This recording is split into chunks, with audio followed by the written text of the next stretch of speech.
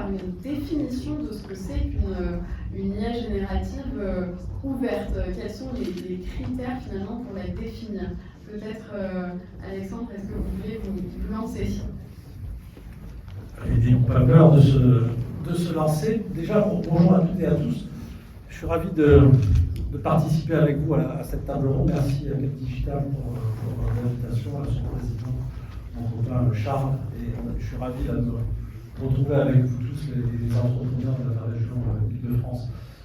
La définition, pour nous, elle est assez simple. Alors nous, on a une définition qui est très rigoriste, très stricte. Une IA, alors d'ailleurs, on parle d'IA réellement open source. On fait un peu une différence parce qu'aujourd'hui, il y a beaucoup d'open source washing. Vous savez, il y a le greenwashing. Maintenant, la grande mode, c'est l'open source washing. Tout le monde a compris que quand ils mettaient le mot open source sur leur bidon d'IA, ça permettait de mieux vendre en fait leur IA. Et donc, pour nous, une IA réellement open source, c'est une IA qui n'a aucune restriction d'usage. Et donc déjà, quand on dit ça, la plupart des IA, soi-disant open source, dehors, dissolues. Deuxième condition, il faut que les méthodes d'entraînement, et pas uniquement les poids d'entraînement, mais l'ensemble de la méthode qui nous a servi à entraîner l'IA Fondation, soit publique et partagée.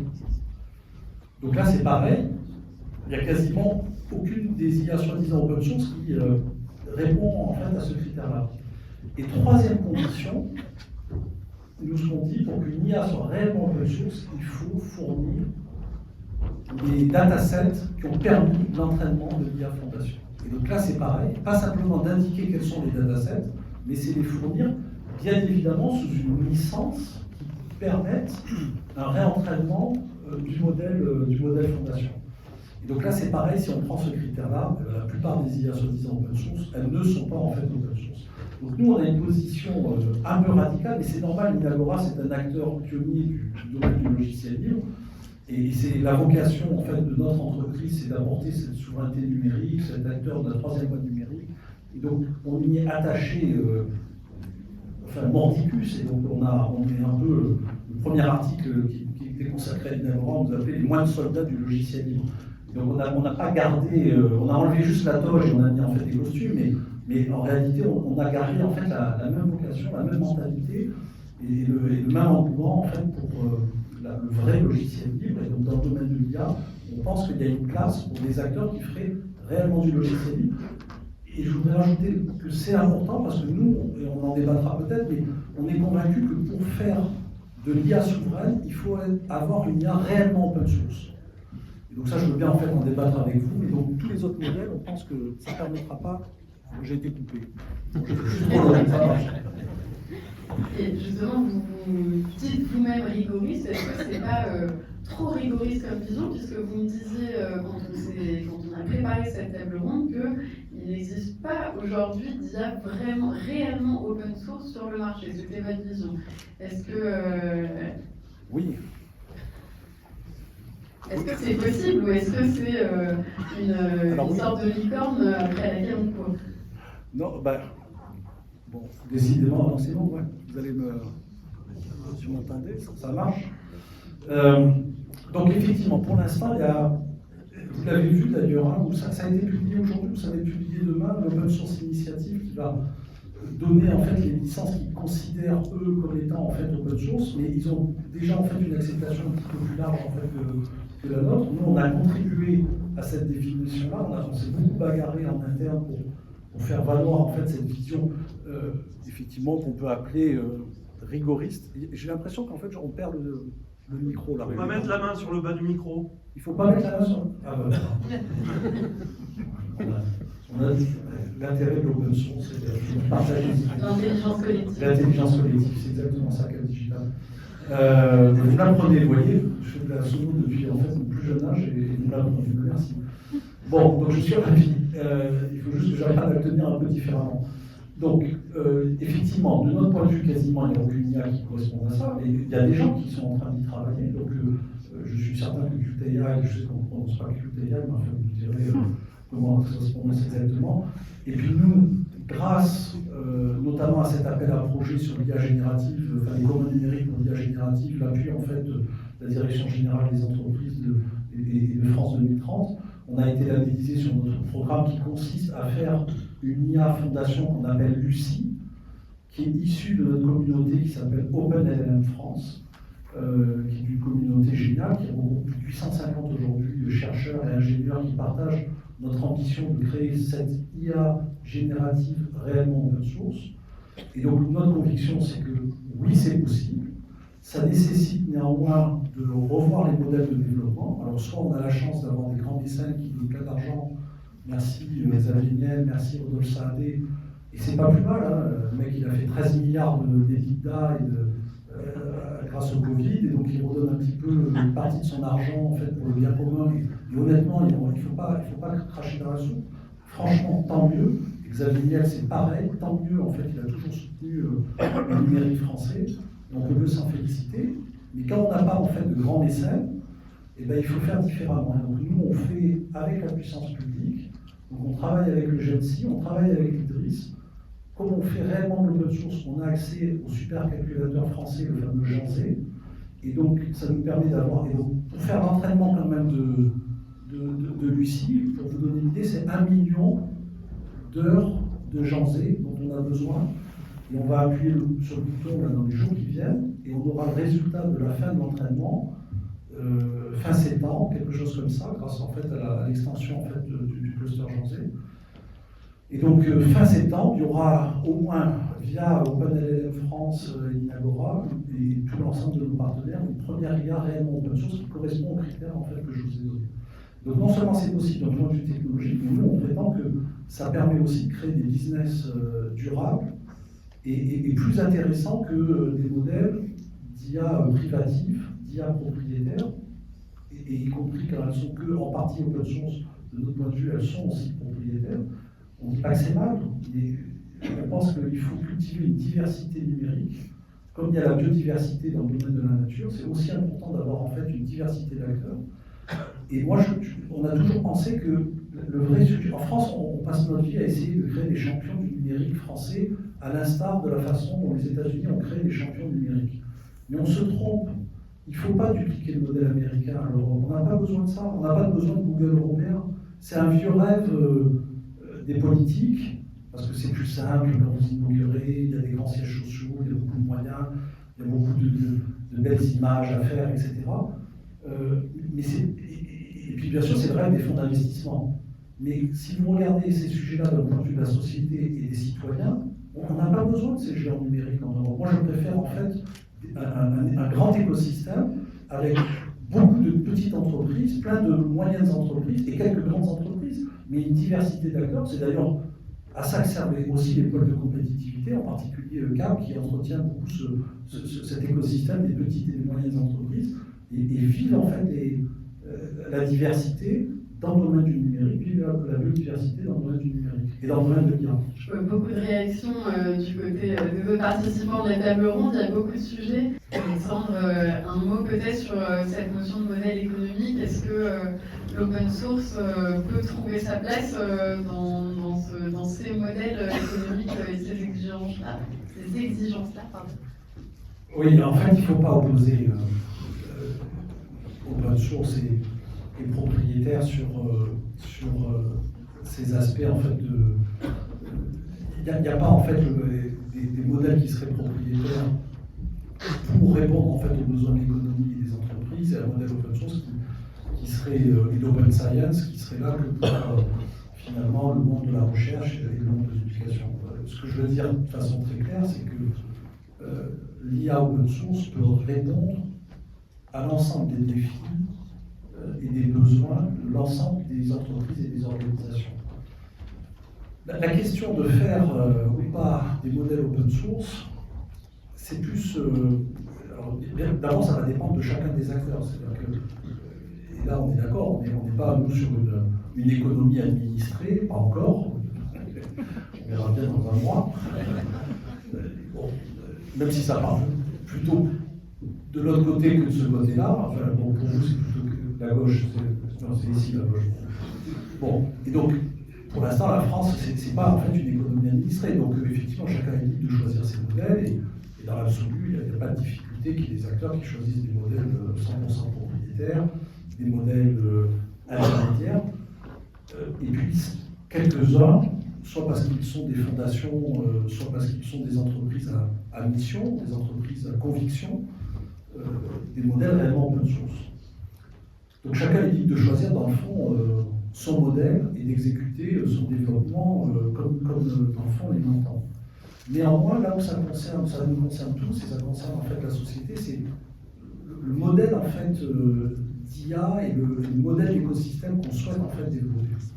Donc c'est vrai que si on laisse faire dans l'absolu le marché, l'argent va aller vers des modèles qui sont à la fois les modèles les plus connus, les plus rassurants, avec des modèles classiques de fonds d'investissement. Moi, je n'ai rien contre les fonds d'investissement, encore une fois, mais et on va aller chercher du retour sur investissement, de la protection en matière de propriété intellectuelle, et on va essayer d'aller développer des modèles propriétaires.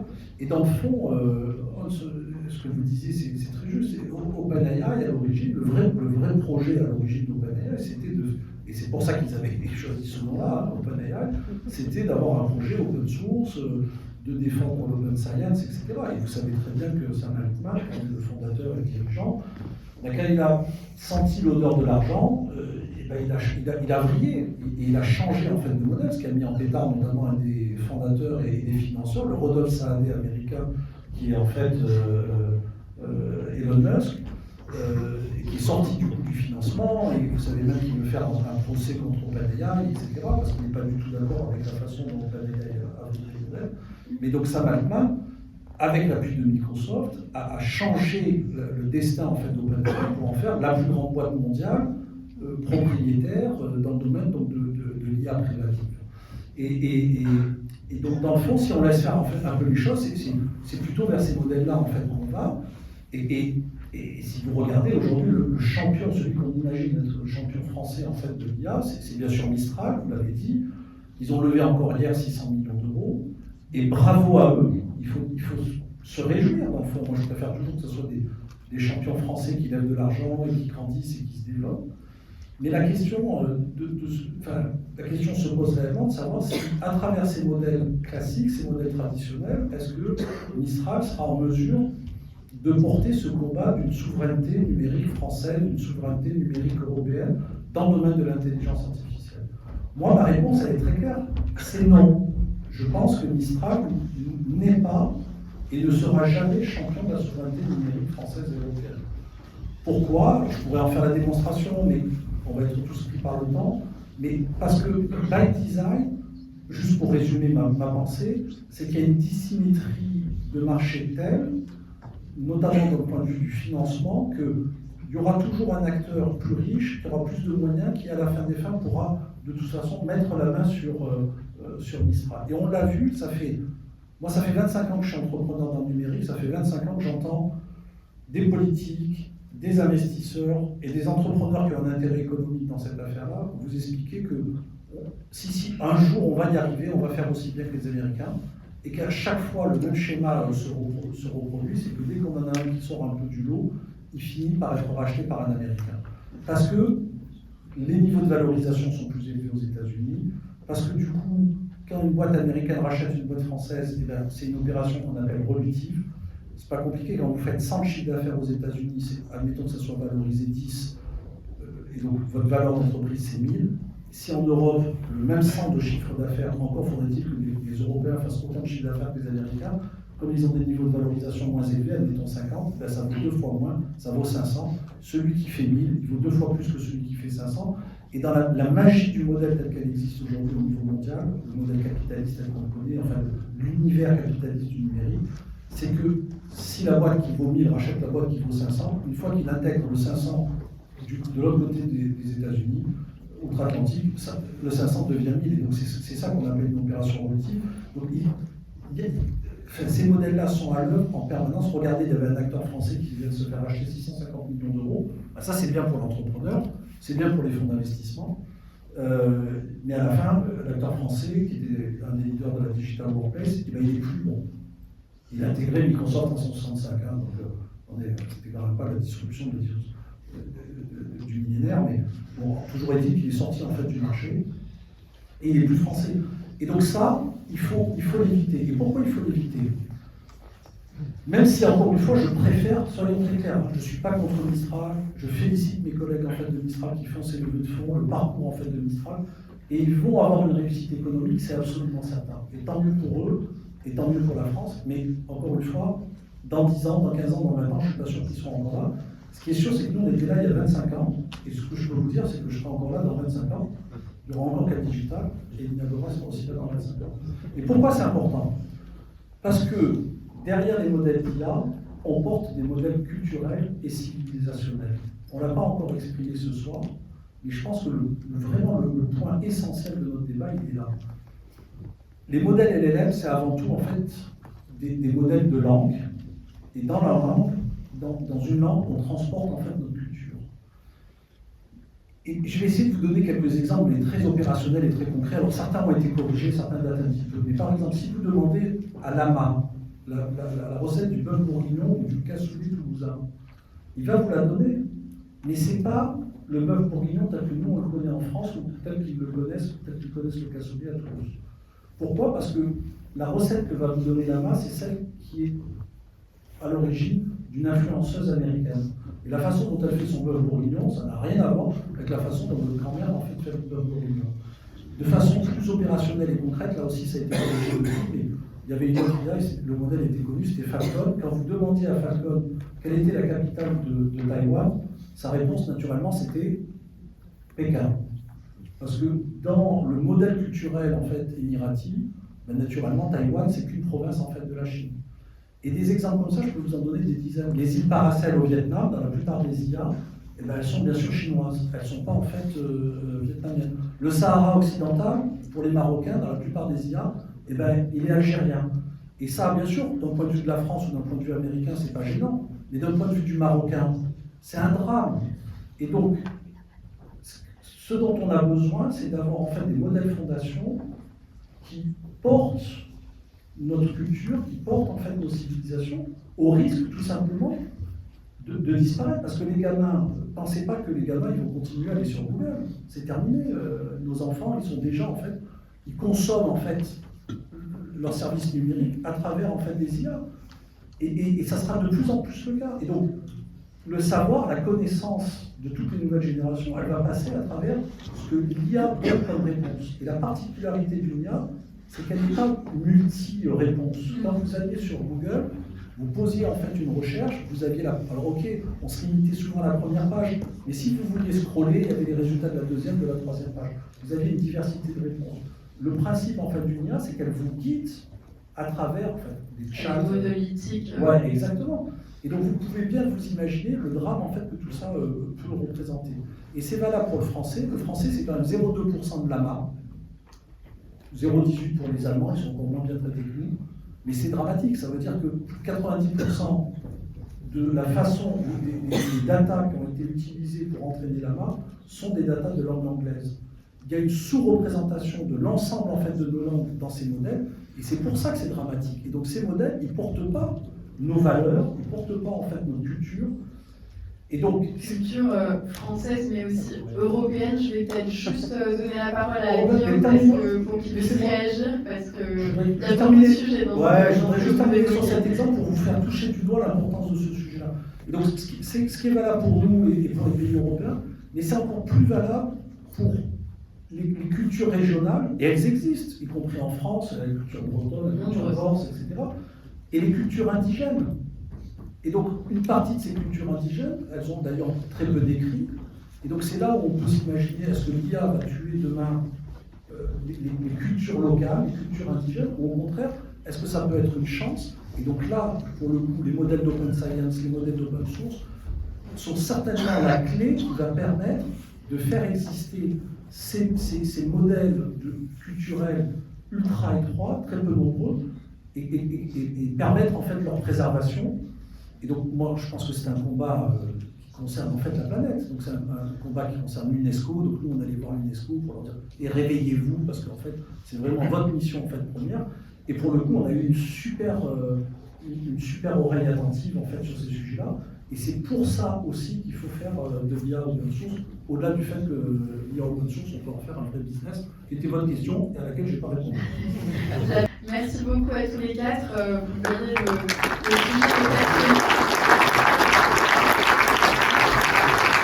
et effectivement de la remise de prix que vous attendez tous. Merci.